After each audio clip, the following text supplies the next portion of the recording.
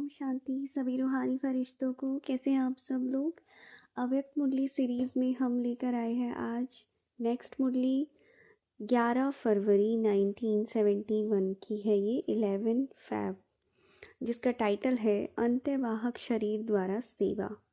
तो आज तक जिनको भी डाउट है या डाउट कभी रहा होगा कि ये अंत्यवाहक शरीर के, आज सारे डाउट आपके क्लियर हो जाएंगे। इस मुरली के बाद आपको क्लियर पता चल जाएगा कि किस बारे में बात करी जा रही है, और उसके रिगार्डिंग अगर कुछ ज़्यादा इन्फॉर्मेशन नहीं भी थी तो आज पता चल जाएगा। देखो, शिव भगवानुवाच कि आप लोगों का जो गायन है ना, अंत्यवाहक शरीर द्वारा बहुत सैर करते थे, उसका अर्थ क्या है? जो पॉइंट अब अंडरलाइन वाला है वो सुनो। ये गायन सिर्फ दिव्य दृष्टि वालों का नहीं है, लेकिन तुम सभी का है।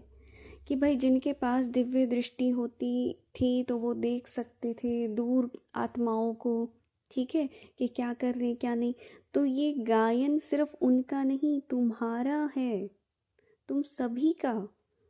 ये लोग तो अंत्यवाहक शरीर का अपना अर्थ बताते हैं दुनिया में, ठीक है, कि क्या होता है, लेकिन बाबा यहाँ बताते हैं यथार्थ अर्थ यही है। Now this is to be underline, और बहुत ध्यान से सुनना। यथार्थ अर्थ यही है कि अंत के समय की जो आप लोगों की कर्मातीत अवस्था की स्थिति है, वह जैसे वाहन होता है ना, ठीक है, तो जो लास्ट में तुम्हारी स्टेज होगी ना, कर्मातीत, कर्मों से अतीत हो गए, कर्म का अब तुम्हारे ऊपर प्रभाव नहीं है, उस स्थिति के समय ये शरीर जैसे तुम्हारा वाहन हो जाएगा। ठीक, तुम इस देह में होते हुए भी नहीं होंगे।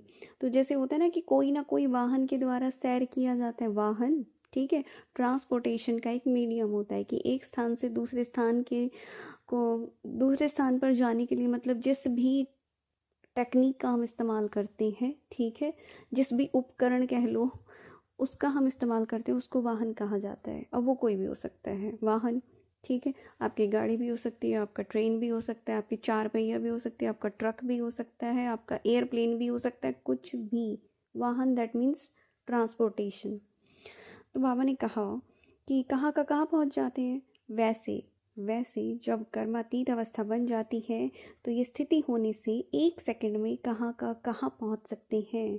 इसलिए इसको अंत्यवाहक, अंत्य मतलब अंत का, वाहक मतलब तुम्हें ले जाने वाला शरीर कहते हैं। क्योंकि देखो, अगर तुम्हारा मतलब मान लो अगर तुम एनर्जी की बॉडी से ट्रैवल करते भी हो तो भी ये मत समझना कि स्थूल शरीर का कोई महत्व नहीं है। भाई तुम इस शरीर के अंदर हो, जब तक जिंदा हो तभी तक इसका यूज़ करके तुम सेवा कर सकते हो, ठीक है। तो स्थूल स्वरूप के भान से जब परे हो जाते हो, मतलब होता है लेकिन उसके भान से परे, इसलिए इनको सूक्ष्म शरीर भी कह दिया है। तो जो सूक्ष्म शरीर, सूक्ष्म वतन, ये सारा क्या है? अंत्यवाहक शरीर किसका बना है? लाइट का, एनर्जी का। और इस एनर्जी के शरीर द्वारा ही तुम ट्रैवल करते हो, जहाँ जाना चाहो जा सकते हो। उसमें भी तुम्हारी अंतिम स्थिति का है ये गायन, और स्थूल जो तुम्हारा स्वरूप होगा उसके भान से परे। तो 1 सेकंड में ऑर्डर किया, यहाँ पहुँचो तो वहाँ पहुँच जाएगा। इसलिए देखो, कहावतें हैं, उड़ने वाला घोड़ा, कि ऐसे परियां थी, उड़ती थी, उड़ के चली जाती थी, और ऐसे ऐसे अलग अलग चीज़ें बनाई हुई हैं।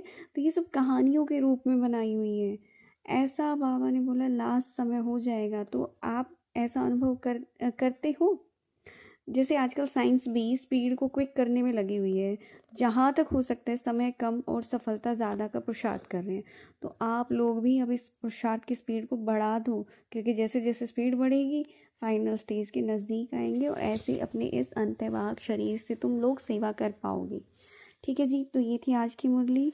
मिलते हैं हम नेक्स्ट मुरली में। तब तक चैनल से जुड़े रहने के लिए आप लाइक, शेयर, सब्सक्राइब कर सकते हैं। जिनको भी अच्छा लग रहा है मुरली, जितना ज़्यादा हो सकता है आप शेयर कीजिए, ताकि सब मिलकर पुरुषार्थ कर सके। जिनके पास टाइम की शॉर्टेज है वो कम से कम भगवान के उस आए हुए भगवान के महावाक्यों को कम से कम पूरा तो जान ले, कि उसने ज्ञान क्या दिया था। ज्ञान ही आधा अधूरा है, लास्ट में आके एडमिशन लिया है, पता ही नहीं सिलेबस क्या है, तो क्या ही फिर गति होगी हमारी। ठीक है, पुरुषार्थ बाद में कर लेना, कम से कम जान तो जाओ पहले। ओके जी, ओम शांति।